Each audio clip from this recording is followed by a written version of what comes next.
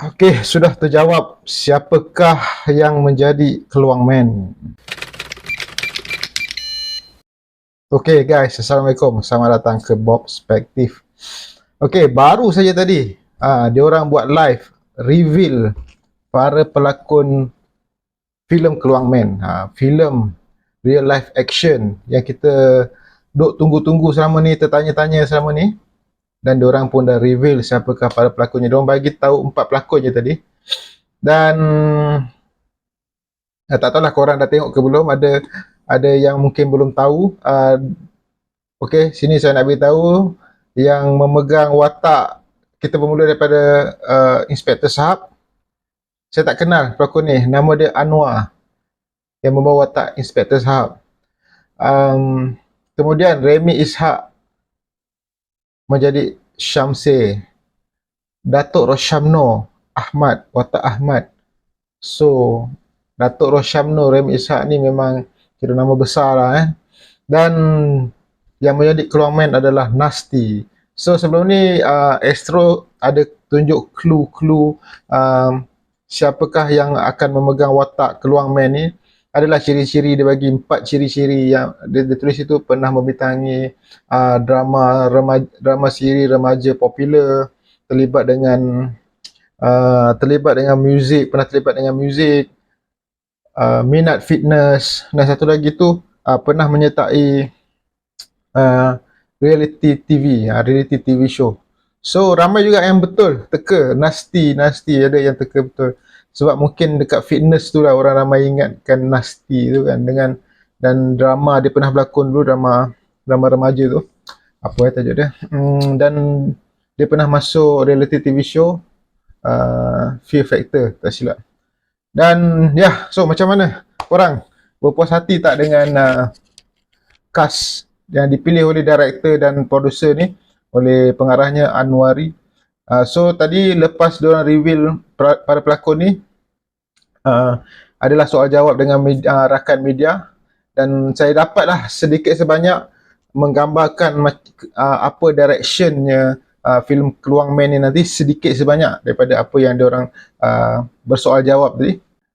Ini antara yang mungkin benda yang orang akan rasa kurang seronok lah, pasal tak ada diumumkan pelakon Tiong Man, watak Tiong Man. Dan Inspektor Sahab ni pelakonnya kurus. Kalau kita tengok dalam animation dia, pelakon dia gemuk. Dan Nasty ada yang komplain dia rendah. Kalau Borhan dia tinggi kan, slim, tinggi. Tapi personally pada saya tak ada masalah dengan cast ni semua. Saya okey. Sebab dalam filem ni nanti, sebuah produksi filem tu dia ada banyak proses. Proses untuk mendesain watak tu nanti. Kemudian adalah benda yang akan dibuat. Kalau korang tengok watak Penguin dalam The Batman, dibawa oleh Colin Farrell. So memang jauh berbeza rupa dia. Dan watak saya random punya cerita ni, mana saya ingat watak Remy Ishak, watak Syamsir. Syamsir ni botak kan, botak dan bermisai macam wak doyok tu kan, misai galak tu. Dan saya tertanya-tanya kat sini, adakah Remy Ishak akan membotakkan kepala dia?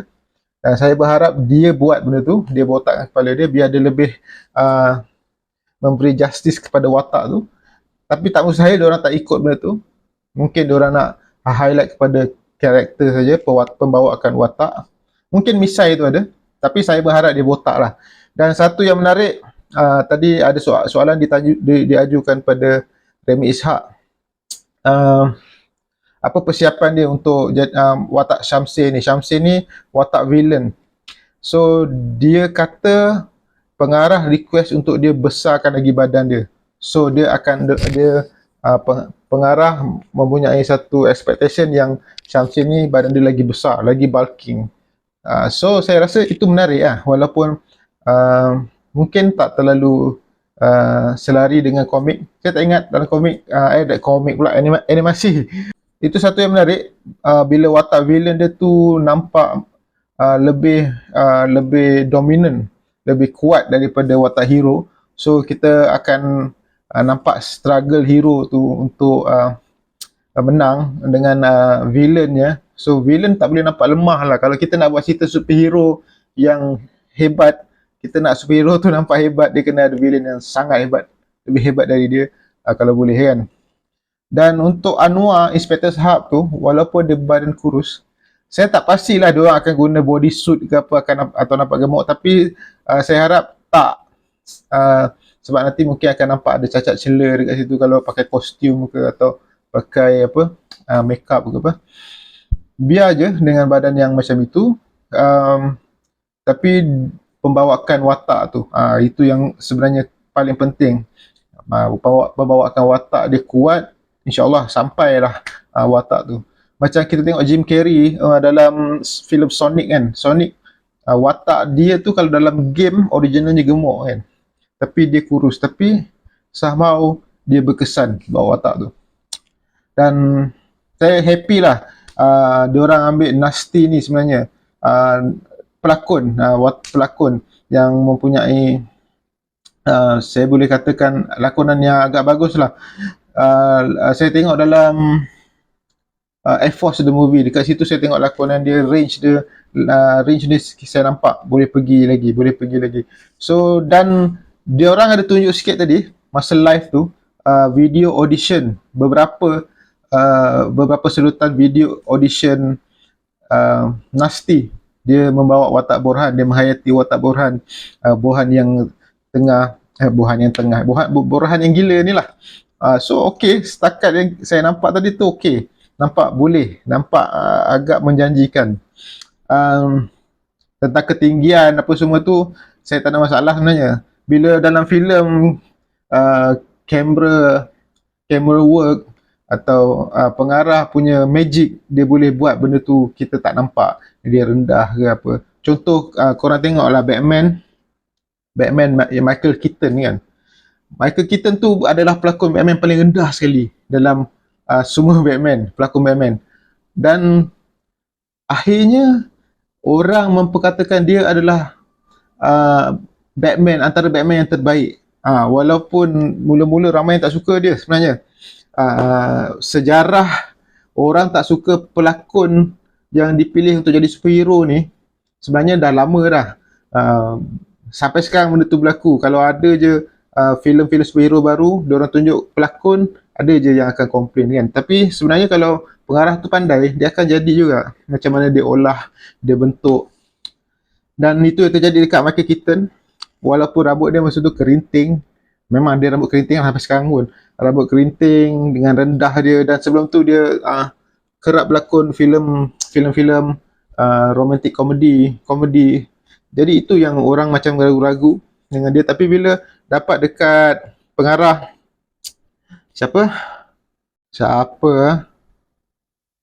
Tim Burton, lupa pula nak tersebut M. Night Shyamalan. Okay, dapat kat Tim Burton, ya jadi. So dan pengarah ni Anwari ni, saya rasa dia boleh lah. Saya nampak dia ada satu kebolehan untuk buat sesuatu yang at least nampak cool lah, dan tak jadi terlalu teruk. Ada yang mengharap kata at least biarlah hebat daripada Cicak Man. Saya rasa tak susah lah untuk jadi lebih bagus daripada Cicak Man tu, insyaAllah kan. Sebab Cicak Man pun buat tahu bila. Sekarang dengan kita punya progress filem, perkembangan industri filem kita yang dah banyak belajar dengan banyak benda baru, dengan special effect-nya, dengan CGI, dengan action, dengan koreografi fighting-nya kan. So insyaAllah dia akan lagi improving. Dan ada yang bertanya, apakah tone filem ni? Adakah mungkin soalan dia bertanya, mungkinkah dia akan pergi ke dark kan? Ada yang mengharap Keluang Man ni pergi ke sisi yang lebih gelap. Personally saya tak berharap benda tu pun. Sebab sebelum saya berkata sebab tu, pengarah kata dia akan stick dengan original punya approach dalam animasi Keluang Man tu. So dia kira dia nak menghormati karya tu. Dia tak nak ubah terlalu banyak. Dan dan saya pun personally tak nak dia pergi ke dark sangat pun, sebab animasi dia pun dia tidaklah terlalu ceria kan, dia tidaklah terlalu happy go lucky punya uh, animation. Dia ada dark dia, ada dark dia, dan memadai lah kalau diorang stick dengan approach dan treatment tu. Saya rasa pengarah membuat pilihan yang uh, bagus lah sedikit situ. Dan satu lagi, muzik. Dia orang cerita pasal lagu. Adakah lagu Keluang Man ni akan diberi nafas baru? Dan pengarah kata, dia kata apa? Dia kata, dia cuma cakap macam filem ni juga, lagu tu pun dia akan stick kepada original, tapi saya rasa mesti akan ada ubah lah. Mungkin, ini teori saya lah, mungkin diubah pun tak banyak. Dia tak adalah terlalu berbeza total kan lagu tu. Ya, dan okey, cerita pasal uh, Tiong Man. Ada yang tanya, Tiong Man ada ke nanti dalam filem ni? Dan itu adalah soalan yang pengarah kata dia tak boleh nak jawab soalan tu. Jadi dekat situ dia macam sebenarnya bagi hint lah pada saya, something akan happen juga, atau mungkin dalam filem ni atau hujung filem dikenalkan Tiong Man untuk sequel, atau dia nak buat surprise dalam filem. Sebab dia kata dia tak nak cakap. Kalau betul-betul tak ada, dia boleh je cakap tak ada kan. Tapi dia refuse untuk kata tak ada Tiong Man tu. Saya berharap ada sebab kalau kalau dia kata tadi dia nak stick dengan original kan, kena ada lah Tiong Man. Unless dia nak pergi betul-betul dark, serious, itu boleh kita guna approach atau treatment Batman kan. Tapi saya tak mengharap benda tu pun. Dan okey, lagi yang saya rasa tak Nasty ni sesuai, ada bagus untuk watak Borhan. Keluang Man ni dia fit lah. Dia fit, physically fit, dan saya tak pasti dia ada background martial art ke. Sebab nanti Borhan, Keluang Man akan menggunakan silat, dan saya harap dan saya rasa memang itu akan diteruskan dalam filem. Dia akan menggunakan silat, dan mungkin dia orang akan training lah, of course lah. Okey, satu lagi benda yang tak best lah, dia akan shooting lambat lagi. Masa tadi Remy Ishak kata director minta dia besarkan badan kan. Dia kata insyaAllah dalam masa 3 bulan lagi dia boleh dapat lah atau nampak perubahan tu. So 3 bulan lagi kan dia kata. So kata, lepas tu director pula kata, tak silap saya kalau saya dengar, kalau salah tadi saya minta maaf. Dia kata lepas raya tahun depan mulakan penggambaran. So dalam masa ni terdekat ni dia akan buat pre-production, tapi pre-production yang teliti, pre-production yang lengkap, detail, sebenarnya sangat bagus untuk jadikan satu filem yang baik. Ini saya dapat info ni daripada Syafiq Yusof, iaitu saya dengan kawan saya Bond daripada Saksa Manja. Kita ada borak-borak dengan Syafiq Yusof, dan dia cakap masa tu dia terlibat dengan Polis Evo 3 dan dia lalui proses tu, pre-pro yang lama, detail, terperinci. Dia akan memudahkan shooting. Dia akan memudahkan proses shooting tu. Dan kat mana kita nak guna CGI, kat mana yang kita nak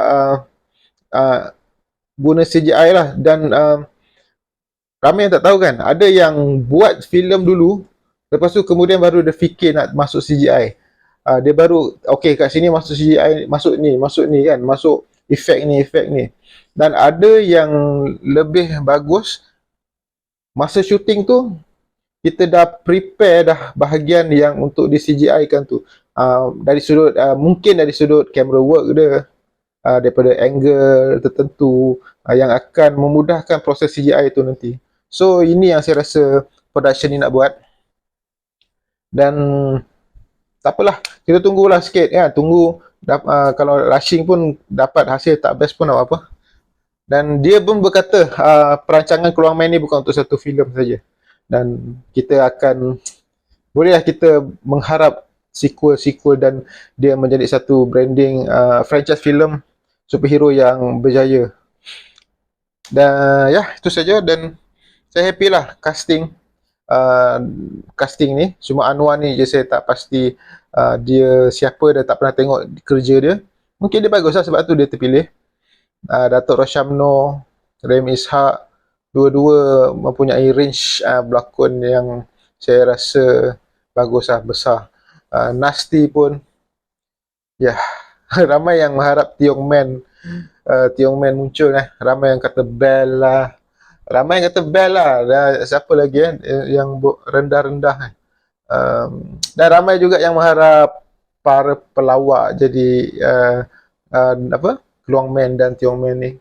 Tapi saya tak ke arah tu lah, sebab saya lebih sukakan pelakon yang betul-betul pelakon, sebab diorang ni ada range dia ada lapisan lakonan dia yang lebih detail dan memerlukan penghayatan yang lagi mendalam. Dan ya, itu saja. Saya rasa terima kasih kerana menonton. Apa pendapat korang boleh komen kat bawah. Jangan lupa like, dan yang belum subscribe lah. Terima kasih. Assalamualaikum. Peace.